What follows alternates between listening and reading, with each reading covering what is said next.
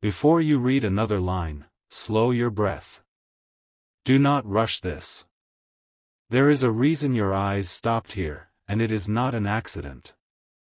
Something unseen leaned close to your spirit and whispered, "Stay." Even now, there is a quiet pressure in the air around you, like the moment before a door opens. What I am about to speak is not loud. It does not shout. It does not chase you. It waits. And waiting is how truth reveals who is willing to hear it. I am speaking to you directly. Not to the crowd. Not to everyone. To you. This message is not meant to scare you. Fear is never how heaven speaks. But it is meant to separate. Not people from people, but truth from noise, light from confusion, and devotion from distraction. Separation is not cruelty. It is clarity. It is the line that shows what belongs together and what never did. There has always been a difference between those who hear Go to Euro's voice and those who only hear about God. One listens with the heart. The other listens with habit. One is willing to change. The other only wants comfort. This message draws that line gently, but clearly. You have felt it for a long time. That quiet discomfort when something looks holy but feels empty. That ache when words sound right but leave your soul dry. That sense that you were made for more than repeating phrases and following crowds. That is not rebellion. That is recognition. The enemy does not always appear dark and obvious. Most of the time, it comes dressed as delay, distraction, bitterness, pride, or spiritual laziness. It tells you there is time later. It tells you everyone is the same. It tells you obedience is optional. It tells you truth can bend to fit convenience. And slowly, without chains, it pulls people away from the living presence of God while letting them believe they are still close. Go to Euro's people are not perfect. They stumble. They doubt. They get tired. But there is one thing that marks them clearly: when truth touches them, they do not harden. They soften. They may struggle, but they do not mock holiness. They may question, but they do not reject light when it appears. They are willing to be corrected because they want to be clean, not just comfortable. The devil Euro's work is not always open evil. Most of the time, it is quiet agreement with small disobedience. It is choosing silence when truth asks for courage. It is choosing comfort when love asks for sacrifice. It is choosing pride when humility would heal everything. This message separates not because God enjoys division, but because truth naturally reveals alignment. Light does not argue with darkness. It simply shines, and what belongs to it steps forward. You are not here by accident. You did not randomly stumble into these words. Something in you is awake enough to recognize the weight behind them. That awareness is a gift. Many live their whole lives numb, distracted, scrolling, consuming, never stopping long enough to hear the quiet pull of heaven. Go to Euro's people are marked by hunger. Not hunger for attention, not hunger for applause, but hunger for righteousness, for meaning, for real connection with the living God. Even when they fall, they want to get back up. Even when they fail, they want to return.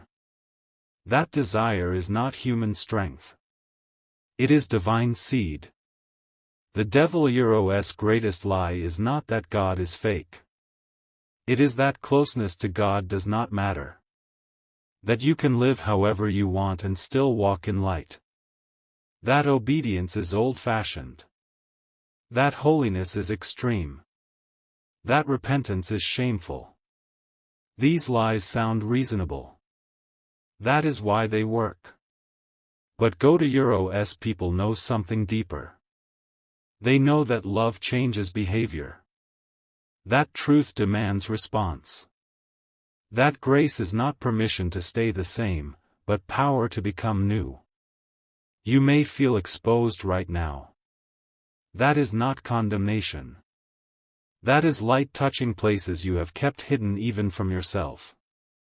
Heaven does not expose to shame. It exposes to heal. There is a quiet war happening for attention, for loyalty, for direction. Not fought with weapons, but with thoughts, habits, and choices.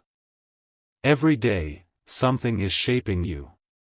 You are not standing still. You are moving closer to light or drifting into shadow. Neutral ground does not exist in the spirit. This message separates because it asks a simple question that cannot be ignored forever. Who are you listening to? The truth has never sought applause. It does not perform to gain attention. It whispers in still moments, often when everything around you begs for chaos, noise, and validation. Go to Euro's people are not the ones chasing the next trend or echoing the loudest voice in the crowd. They are the ones who pause when the world rushes forward. They listen when silence feels heavy. They obey when obedience costs something. When the Spirit stirs them to change, they do not argue endlessly with heaven. They yield, trembling but trusting. Sometimes obedience feels like breaking your own heart. Sometimes it asks you to walk away from a place you once called home. Go to Euro's people know that following truth often requires walking alone, misunderstood, even labeled as distant or strange. But peace has never been found in pleasing the crowd, it has always lived in the quiet certainty of walking with God. They know his tone not because it flatters them, but because it calls them higher. His voice is familiar not for its ease but for its peace. The kind that steadies you when storms rage, the kind that makes sense only in the light of eternity. The enemy has his own language. It sounds like urgency without direction, pressure without purpose, noise without peace. It demands faster decisions, louder reactions, and restless striving. It promises clarity but only produces confusion. Every voice does not deserve your attention. Some voices were designed to lure you away through fear disguised as passion. Go to Euro's people do not confuse urgency with anointing. They discern. They wait. They test every spirit, because they know the shepherd. Euro's tone never produces panic. It leads with peace. Even when the instruction feels heavy, even when the truth cuts deep. If what is guiding you leaves you bitter, anxious, numb, or proud, it is not heaven. Euro's voice. Heaven never leads you into arrogance or restlessness.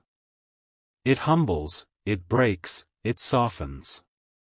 Go to Euro's love does not flatter, it refines. It removes your defenses only to build you again, stronger and truer than before. Many of the things you called loss were actually protection. The closed doors you wept over were divine interventions you didn't recognize at the time. Relationships that fell apart, opportunities that slipped through your hands. They were never punishments.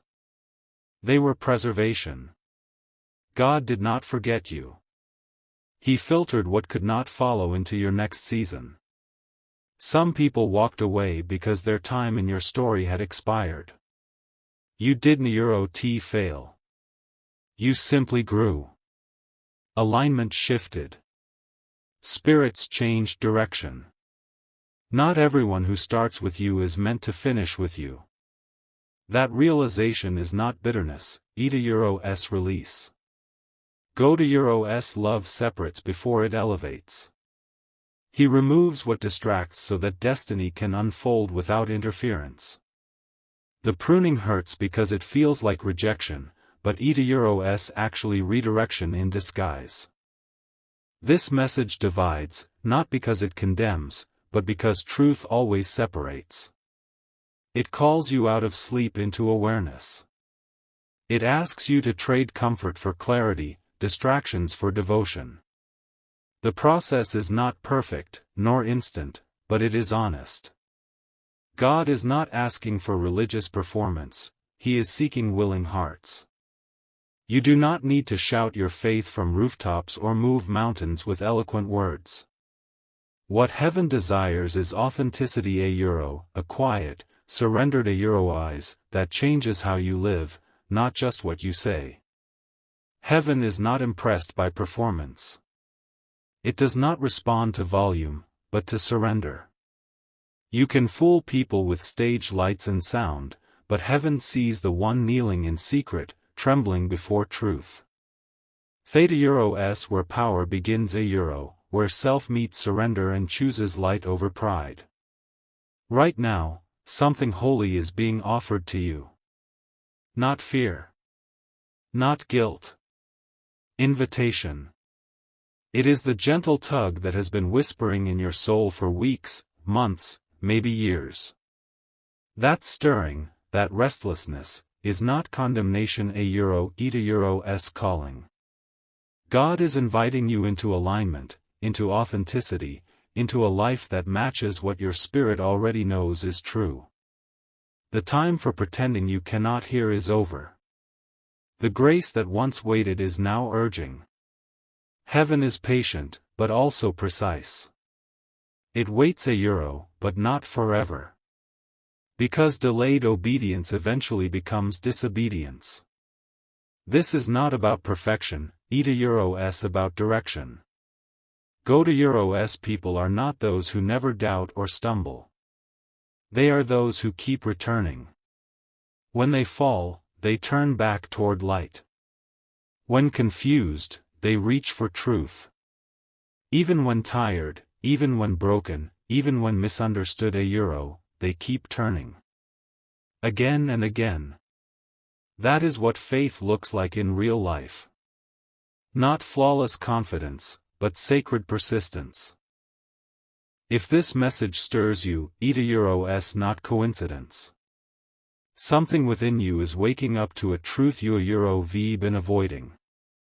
You belong closer than you've been living. There is a version of your life waiting, one that breathes peace instead of panic, clarity instead of confusion, purpose instead of performance.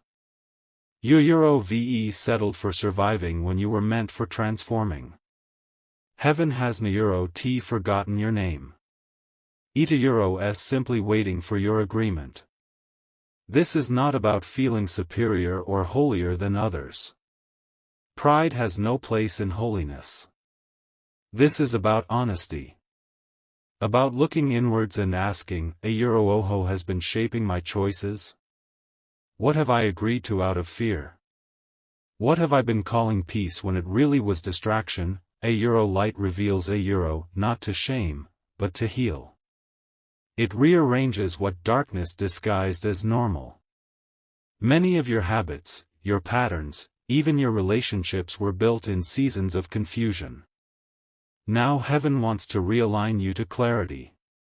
But revelation always precedes renewal. You cannot heal what you refuse to see. You are not too far gone. You have not missed your moment.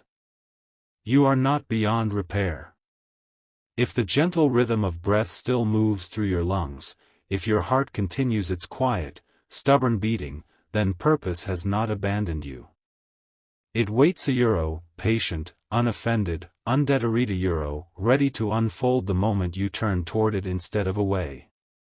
This is not poetry meant to soothe for a moment and then fade.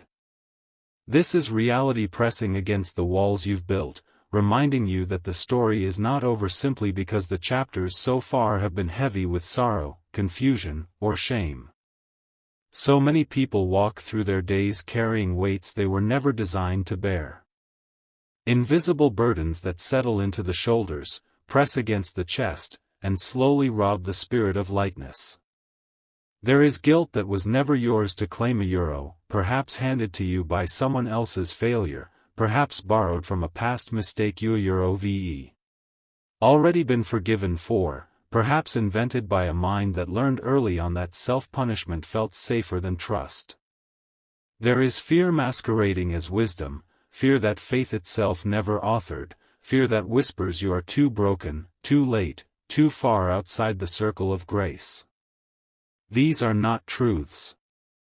They are echo distorted, tired echo of lies that have followed humanity since the beginning.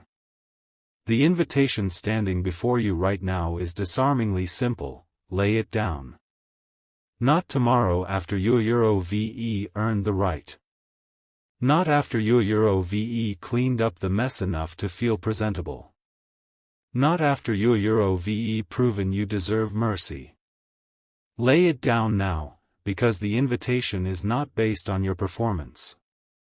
It is based on love that sees you completely every hidden corner, every unspoken regret and still says, a.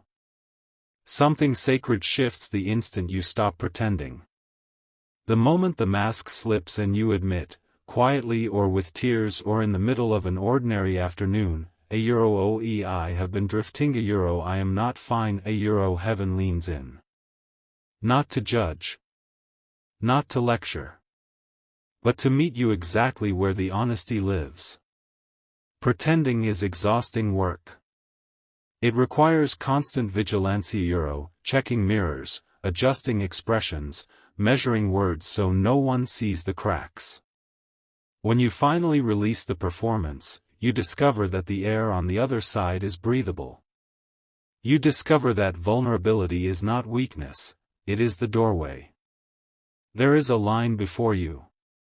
It is invisible, yet you can feel its presence like a change in temperature, like the moment before dawn when the darkness is still thick but the first hint of light touches the horizon. This line is not a wall. It is not a chasm. It is gentle, patient, respectful. On one side lives the version of you that has become familiar, the one who compromises just enough to stay comfortable, who settles for half-truths because full truth feels too exposing, who has learned to manage disappointment rather than hope again. On the other side waits the person you were always called to become not a perfect version, not a religious caricature, but a whole one. A person who knows they are seen, known, and loved without condition. Heaven does not force anyone across that line. God never manipulates, never threatens, never shames into submission. That is not his nature. He invites. He woos. He stands at the door and knocks, not kicks it down. The choice is yours, and it always has been. But the choice is also now illuminated in a way it may not have been before. You are being asked to decide, not from panic or dread, but from awareness from the quiet knowing that has been growing inside you for some time. Listen to your own heart for a moment. When you move toward truth, toward obedience, toward surrender, what happens inside? Often, even amid the trembling, there comes a deep, steady peace like water settling after a stone has been dropped. When you turn away, ignore the tug, silence the whisper, what rises instead? Agitation. Restlessness.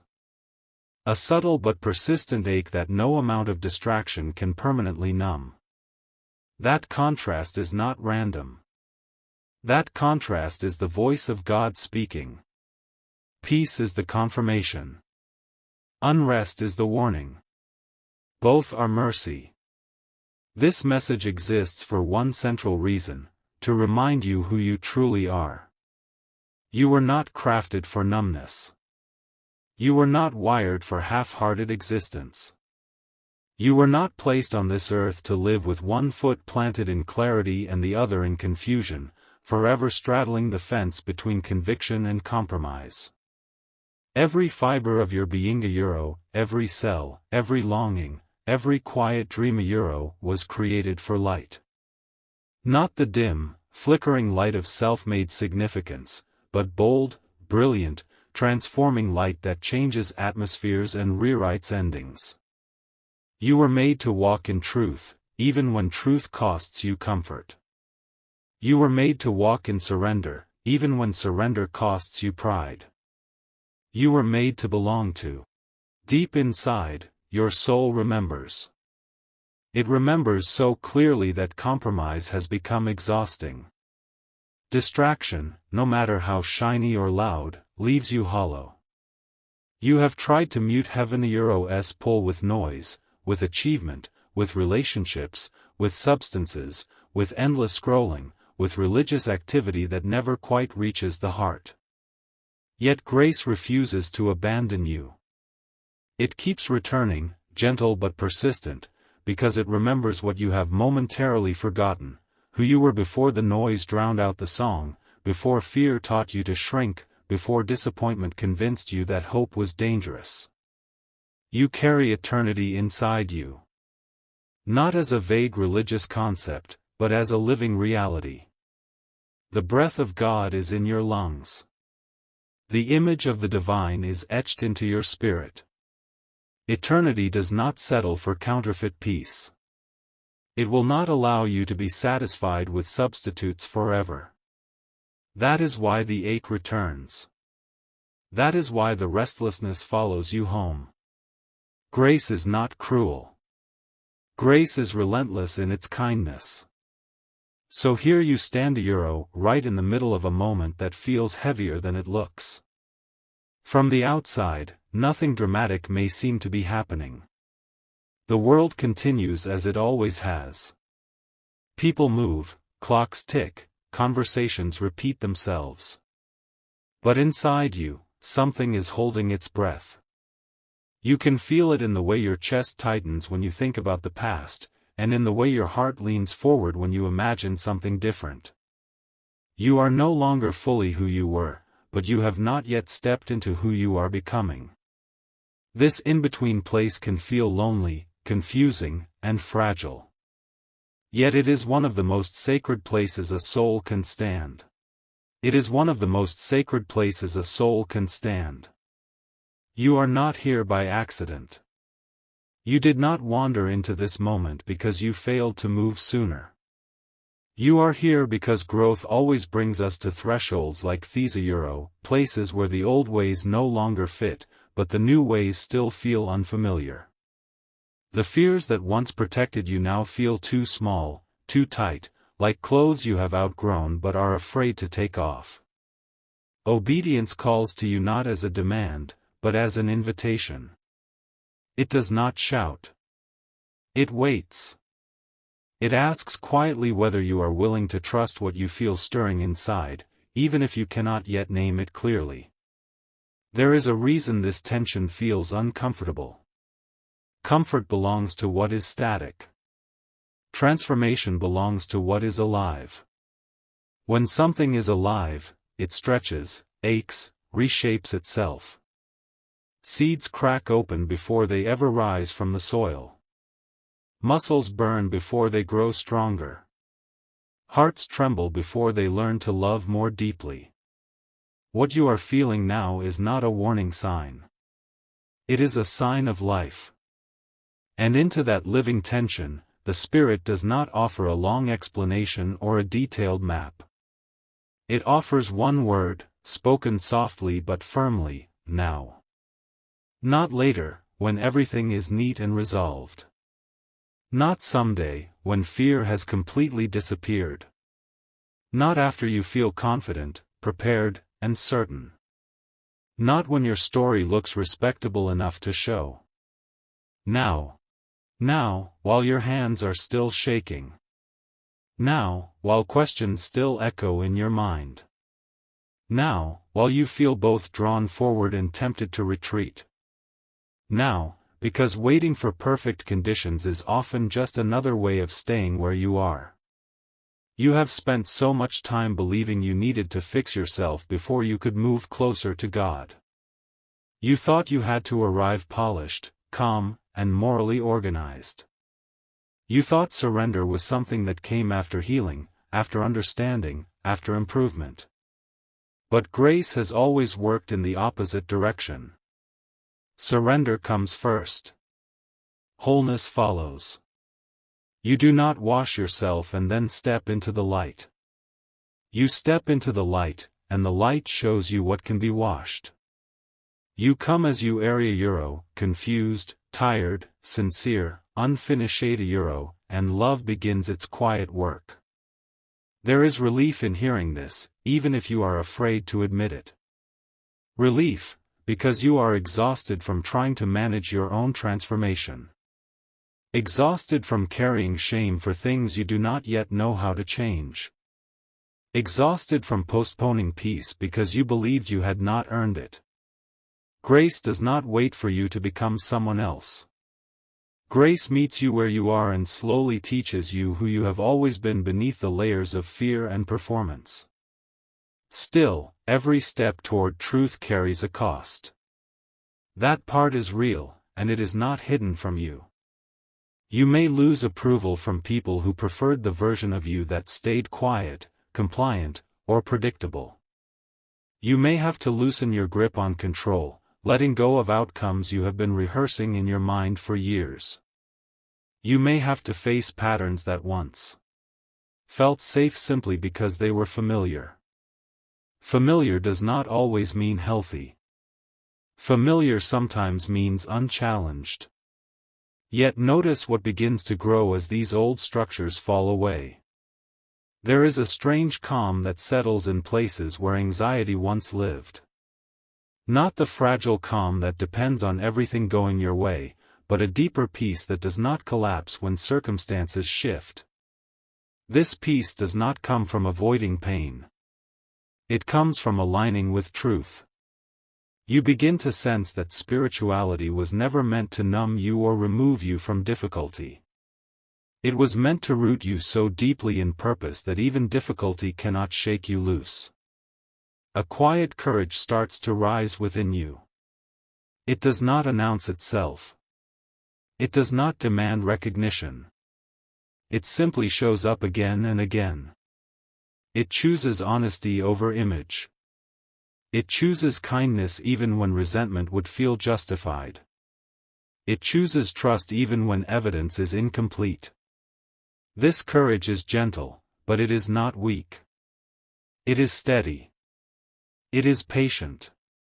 It mirrors the way heaven itself moves euro, without spectacle, without force, yet with the power to rearrange entire lives. You may still worry that you are behind. That you missed something important. That others figured this out sooner, cleaner, better. Hear this slowly, because your heart may need to hear it many times before it sinks in. You are not late. You are not disqualified. You have not exhausted your chances. Awareness itself is a gift, and you have been chosen for it. The delays you resented were not wasted time. They were preparation. The heartbreaks that cracked you open were not signs of failure. They were openings. The disappointments that stripped away illusions were not punishments. They were lessons in discernment. Through pain you never asked for, you learned the difference between what shines briefly and what lasts. You learned that ease is not the same as peace. You learned that comfort can coexist with emptiness, while challenge can coexist with meaning. These lessons did not come cheaply, but they came honestly. They have rewired the way you see, the way you listen, the way you choose. You are not the same person who first began this journey, even if you sometimes forget how far you have come. This moment is not wrapped in anger or accusation. It is wrapped in urgency, yes, but also in the deepest tenderness, the kind that only comes when love refuses to give up on anyone. No one is scolding you. No voice from above is raised in rebuke. No finger is pointed. This is not Judgment Day arriving early, this is an awakening, soft as dawn light touching closed eyelids, gentle as a hand resting on a shoulder that has carried too much alone. You are standing at a threshold, and thresholds are sacred precisely because they do not demand. They ask. They invite. They wait. They hold space for your yes or your not yet, without withdrawing the offer.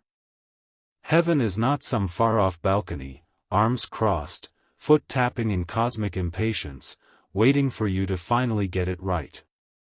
Heaven is not measuring the length of your absence or keeping score of your stumbles. Heaven is near immeasurably closer than your next breath, closer than the pulse in your wrist, closer than the thoughts you try to hide even from yourself. It waits with open hands, not clenched fists, with a gaze that sees every scar and still says, O beloved. You are not being pushed. You are not being dragged. You are being invited, and the invitation has been repeating itself in every quiet moment you have tried to drown out with noise, busyness, or distraction. The invitation arrives in subtle, almost secret ways, the way spring arrives before the calendar admits it is time. Perhaps it was a sudden desire to pray after months, even years, of silencio, a longing that rose unbidden in your chest while you were brushing your teeth or driving home in the dark.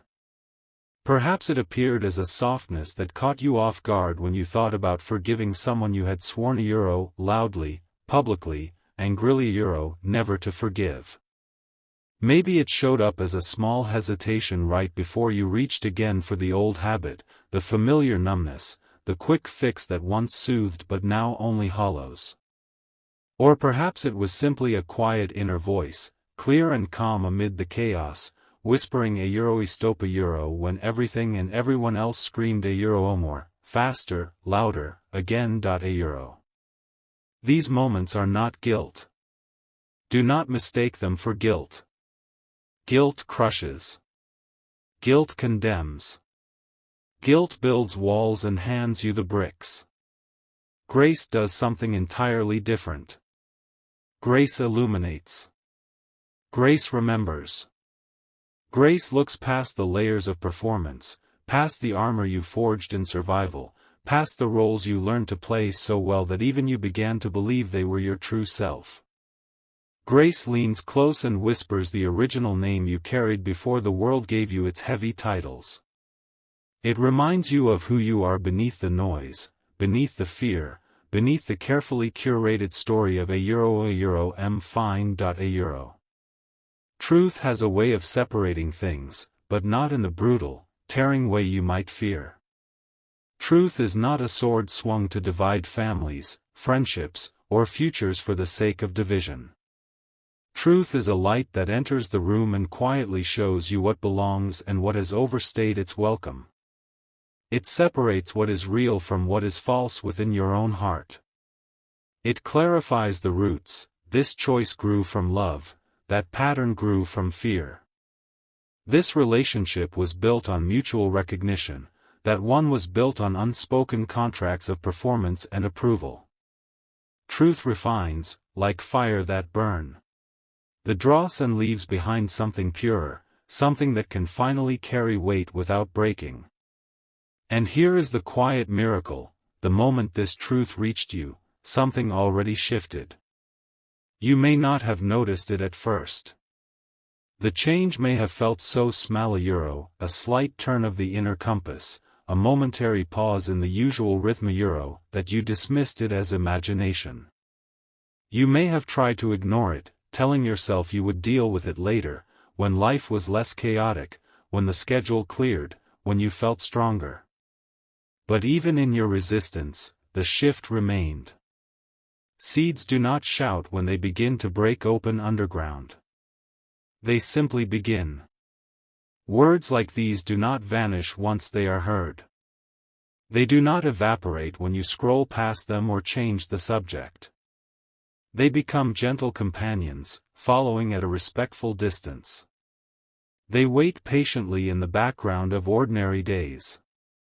They return quietly in moments of stillness, when the house is empty, when the music ends, when the phone is finally set aside. They return not to pressure, not to shame, but to remind you of something essential: life is offering you more than survival. Love is offering you more than repetition. Heaven a Euro's mercy never grows tired of calling your name, never sighs and says, a Euro enough already. A Euro mercy is patient because love is patient. It waits as long as it takes, because it knows time is not the enemy, forgetfulness is. When you do finally answer Euro, and the answer may be only a whisper, barely audible even to your own ears, not a dramatic shout from a mountaintop Euro, you will discover something that brings the scattered pieces of your life into sudden, breathtaking focus. God never moved. Not once. God never drifted away while you were busy building distance. God never withdrew in disappointment, never turned a cold shoulder, never wrote you off as a lost cause. The space you felt between you and the divine was never proof of abandonment. It was the space you